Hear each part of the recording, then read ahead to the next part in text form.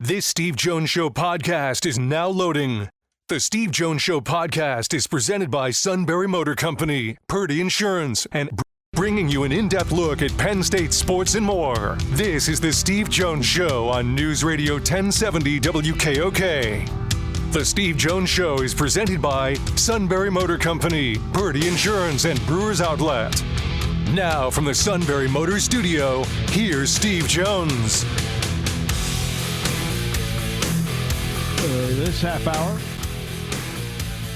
This half hour being brought to you by Sunbury Motors, 4th Street in Sunbury, Sunbury Motors Kia, routes 11 to 15 Hummels Wharf, and online at sunburymotors.com. Ford, Kia, Hyundai, best in new inventory, great pre-owned inventory. With the Sunbury Motors guarantee, they go over every vehicle on the lot, and a terrific service department. Quick lane, inspections, routine, difficult. They handle it all at Sunbury Motors, 4th Street in Sunbury, Sunbury Motors Kia, routes 11 and 15 in Hummels Wharf, and online at sunburymotors.com. Joined now by the outstanding Adam Rittenberg. Adam, welcome back to the show. I hope you and that great family of yours are doing so well. Doing great, Steve. Great to be with you, and obviously an exciting time of year. So. It is an exciting. Can I ask you just very quickly, just a couple of basketball points, then I'll get to football. The Big Ten's on the men's side is going back to 18 teams in the conference tournament. What's your thought on that move back from 15? Yeah, I like it. I know it's an extra layer today, and it's certainly logistically maybe not the easiest thing to do, but I just think if you're in a conference, you should be able to participate in the conference tournament. And it's kind of a coming together of all the different fan bases and teams and coaches and players. And so I get it. Some people say, well, this hurts the regular season even more. But, I just haven't liked, teams that don't even get to play in a conference tournament. I mean, this is a sport like all of them where the athletes spend a lot of time. There's a lot invested.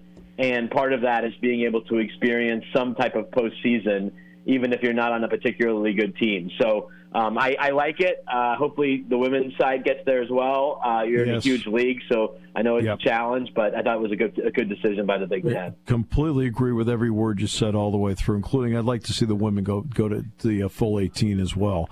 The one more question on this part of it. When they released the schedule, there were no tip-off times. We know in football over and over again there are no kickoff times except for a few games here and there that are sprinkled in. Professional leagues, which have more teams, more games, 84 games NHL, 32 teams, 82 games NBA, they have 30 teams. Why is it that it's not just the Big Ten, it's every conference? Why is it on the college side they can't do this ahead of time? The basketball season starts in 45 days. I know.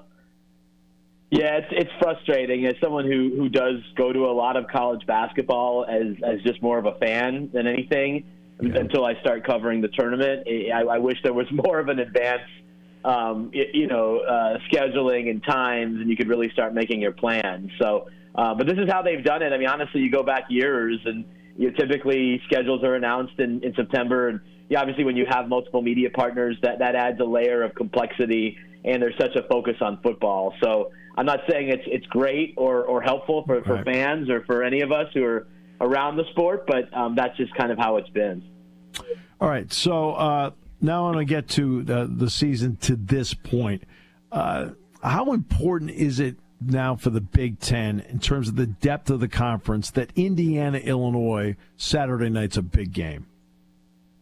Yeah, I'm really excited to be at this one, and I think it's a game that certainly Big Ten fans will pay attention to, but I think it's also a game, Steve, that people around the country are going to have their antennae up for, and they should. This is what the 12-team playoff is for, that, hey, yes, when Oregon and Penn State get together next week and you're calling the game, everyone's going to pay attention to that because of who the brands are. But Indiana made the playoff last year. Illinois is in the top 10 and trying to get there for the first time in its history, and I think the winner of this game is going to really have an exciting opportunity ahead. And just to warn people, it might be Indiana, and you might need to get used to Indiana being really good again, because I think they are. And in talking to Kurt Cignetti this week, I could tell, and I've gotten to know Kurt pretty well here the last couple of years. I can tell that he wanted to say more than he could because he wants to see how the game plays out. But as you know, he's not a guy that lacks confidence, and I think he has real belief in his team, but he understands as well that they are going to be facing a much bigger test in the Illini, who, again, retained really good players from last year's team, had some supplementary transfers at wide receiver and elsewhere to help them out. And they have one of the better quarterbacks in the country, in my opinion, in Luke Altmaier. So, yes. Again, I hadn't been to Bloomington, Steve. I think it was between 2012 and last year, and now I'm going in back-to-back years. So that just shows you where Indiana's program is under Kurt's leadership. That's where I give Altmaier a lot of credit. 2 years ago, he had a disastrous day against Penn State. He threw 5 interceptions. Since then, he has been so sharp and clean with the football. It's been outstanding. Kurt has depth at running back, but how big a loss is Beebe, the tailback, for the season? He's definitely a loss because he was part of a running attack that's averaging more than 300 yards a game. But they have other backs, and it was never a running game that was designed for one guy to have 35 carries. It's probably going to be a little bit more like Penn State, where you're going to have 2 primary guys instead of 3 primary guys going forward. But that's certainly a loss, and certainly puts a little bit more on the shoulders of Fernando Mendoza, their quarterback, in the passing game. Illinois is dealing with an injury of its own, which I think could really impact this one. Yep, in Xavier Scott, the first team All-Big Ten defensive back at that nickel corner spot, looking like he will not play. So that hurts against guys like Elijah Surratt and Omar Cooper Jr. Omar had a huge game last week against Indiana State. So both teams dealing with a little bit of an injury issue, but there's still a lot of talent on that will be on the field on Saturday night. And then another game that that you and I won't be at, but we'll watch. That's Rutgers, Iowa. Rutgers is 3-0. Iowa's 2-1. And again, I think more and more of these games to me are showing the depth of the conference. Right, and again, Rutgers is one of those teams that so far so good. I mean, they've been dominant, putting up big yardage totals. I really liked what they did defensively with some of the transfers they brought in on the defensive line. And that's shown up so far. They're going to be at home against an Iowa offense that's still trying to find its way. I think Iowa really was hoping that Mark Gronowski, the quarterback transfer from South Dakota State, would kind of give them that surge in the passing game that they really have been looking for the last few years. And it hasn't happened yet, but I still think he's a guy to watch in this game tonight and going forward. But it just feels like if Iowa drops to 2-2, it just feels like they're going to be kind of out of the mix in the Big Ten. I know that Iowa State's a good team. That would be a road loss. This would be a road loss. But given what they have on their schedule and some of the issues that have shown up so far on the offensive side, I really think this is a very, very important game for the Hawkeyes to get a win in the Big Ten and get a win on the road. Am I one of those few people that's looking at USC and saying, you know what, they're starting to get pretty good, and I think in part because I think they're starting to run the ball more. And Michigan State, that's going to be a good game because I think Michigan State's not bad, especially on the offensive side. What's your thoughts on that one? Right, yeah, I agree with you on USC. It was a much more quiet offseason because they weren't as active in the portal than they had been in the first few years under Lincoln Riley, adding Caleb Williams and others.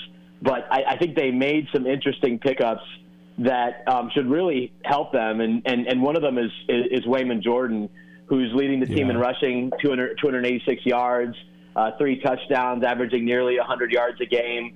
And they have some other options in the backfield. Eli Sanders is an explosive player. And so it's not all on Jaden Mayava and that passing game. And we know they have talent at wide receiver. That's probably their most talented overall position. So the balance in the offense is encouraging. Defensively, they've been solid there with Danton Lynn leading that unit. But they played well at home. Even the last couple of years, they've been a tough team. Penn State found that out last year. Fortunate to get out of the Coliseum with a win. And I think, again, and I'm not, the West Coast teams won't feel bad at all for this because they have to kick off a lot at 9 a.m. USC has got to do so next week at Illinois. but having the game at 8 p.m. Pacific, 11 p.m. Eastern is a massive advantage for USC. And so everything is pointing towards a USC win, but you mentioned that Michigan State's also improved. Aiden Childs looks better at quarterback. They've made some nice moves in the portal to help him at receiver. Jonathan Smith, I think, is a terrific coach. So you could certainly go Michigan State's way, but that would be a tough loss for USC given the way that they've started the season, how they've played at home, and certainly when this game is kicking off. Well, it's interesting. When you look at Lincoln Riley's history, going back to Oklahoma, they consistently were right around 3,000 yards rushing per year.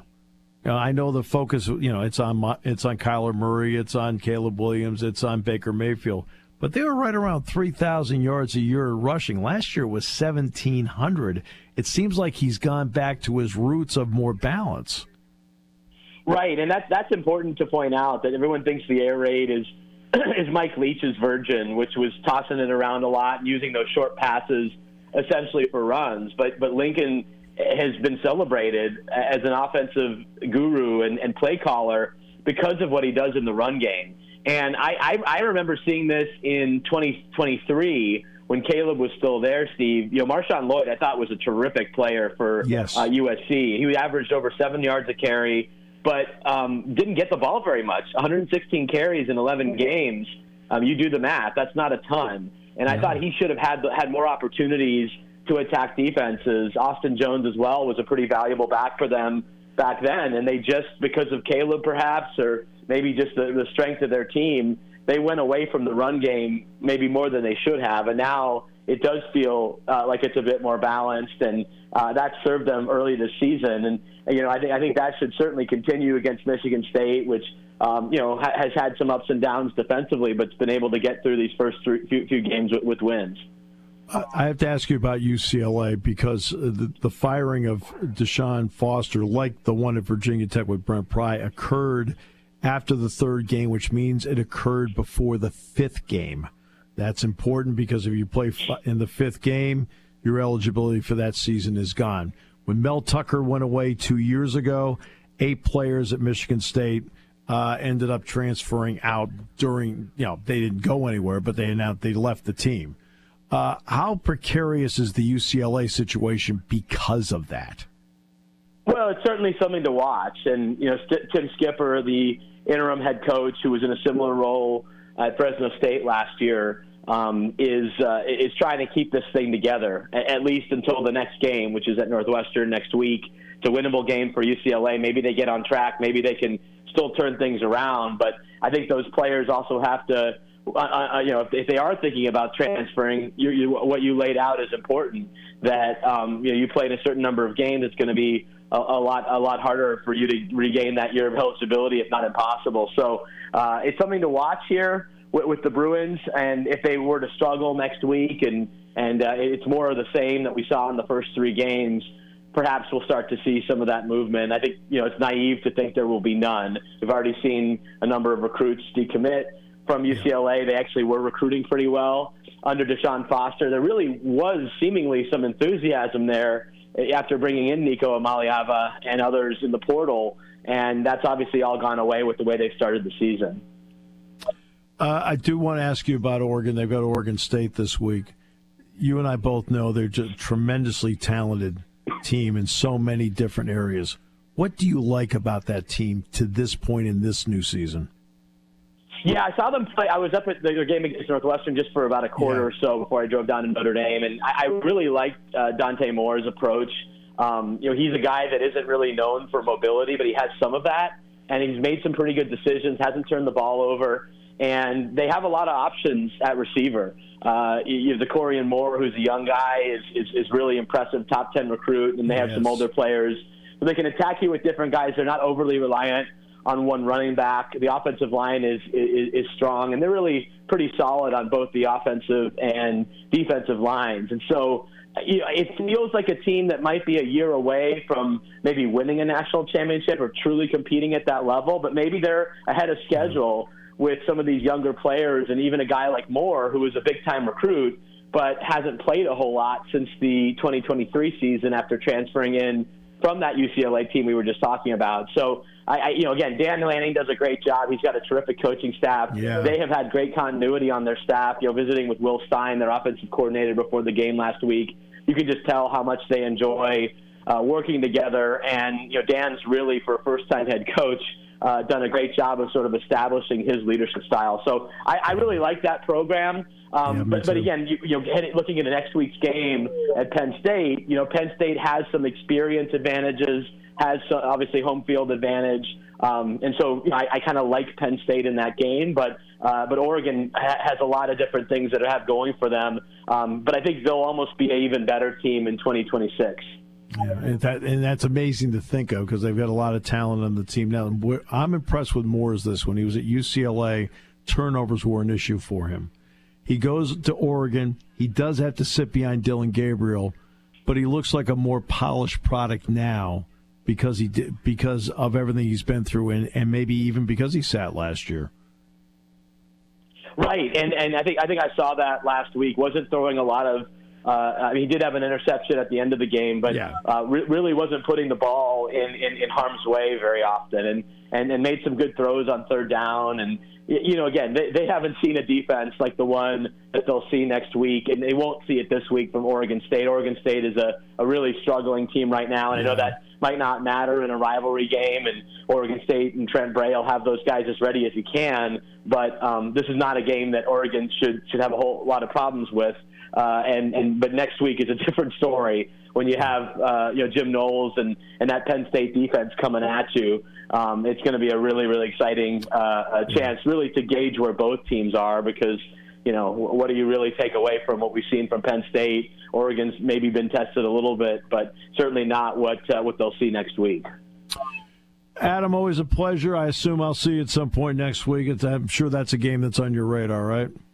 Yeah, I'm actually home next week just because of some family things going on, but I will certainly be watching and hope the call goes well, and it should be a tremendous weekend of college football. Oh, by the way, if it's a family thing, you know how much I approve of that, so way to go. I love your priorities.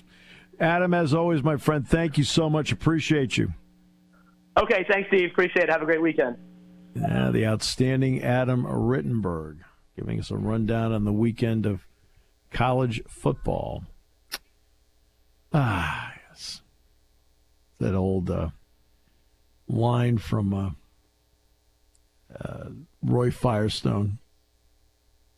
You've heard me tell that one before, right? The impersonation he does of... Yes.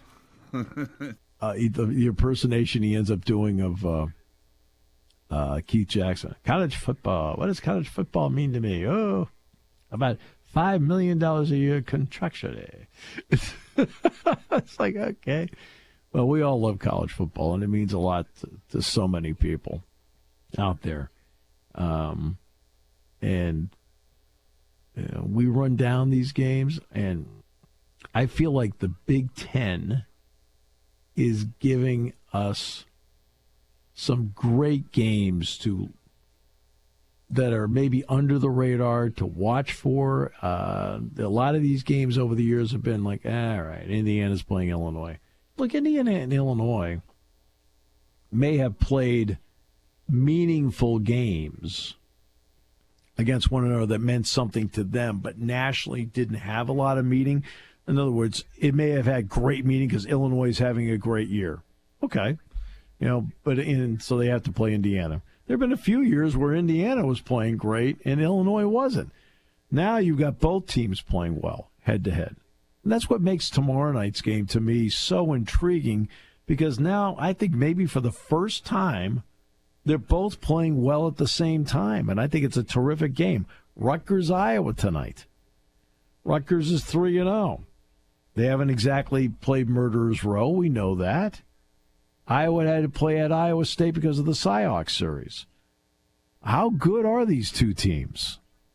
Games in Piscataway. I think, there's like intriguing stuff out there. Yeah, USC, Michigan State. Now, what genius thought 11 o'clock at night Eastern time was great? I have no idea. Because that game is not kicking off at 11 o'clock. It's going to probably kick off at 11:08 or 11:10. So you're going to have a lot of people in the state of Michigan at 12:30 in the morning when the second half starts going, Okay, hang in there. Hang in there. I mean, that's just wrong. Oh, jeez. Wow. Oh, well. But there's some good games. And that should be a good game, by the way. All right. We'll take a break. Back with more in a moment on News Radio 1070 WKOK. Fall in Central PA means hunting season, football games, and tailgates. Make sure you're rolling up in a brand new Ford from Sunbury Motors Ford. Over 30 2025 Ford Explorers are ready to roll with discounts up to $6,200, starting at just $38,530. 16 2025 Ford Escapes are here with prices slashed up to $9,000 off. Priced from only $26,770. That is Sunbury Motors Ford's lowest price ever. And for truck season, over 70 Ford F-150 F-Series trucks in stock with discounts up to $10,416. That's right, a brand new F-150 for under $45,000. Load up for the big game, gear up for hunting season, or just hit the road this fall in the Ford you've been waiting for. Sunbury Motors Ford, the North Forest Road Auto Plaza in Sunbury and at sunburymotors.com. Run by the Mertz family for 110 years. Hey, when's the street fair this year? You mean the 46th annual Selinsgrove Market Street Festival? Yeah, that. Yeah, well, it's happening on Saturday, September 27th from 8:30 to 4 p.m. with lots of shopping, food, fun, and music, as usual, right in the heart of downtown Selinsgrove. The Selinsgrove Area High School Marching Band kicks off the day, followed by live performances from Selinsgrove Dance Studio, Burns Taekwondo, and more entertainment all day long. They'll have around 160 or more vendors featuring handmade jewelry, local honey, crafts, games, civic groups, and exciting new stands to discover. Kids will love the petting zoo. Plus, there'll be plenty of family fun for all ages. But the best part is the delicious food, of course. And don't worry about parking. Free parking and shuttle services are available at the Selinsgrove Area High School. So mark your calendar, Saturday, September 27th. See everything about the Selinsgrove Market Street Festival at selinsgroveprojects.org.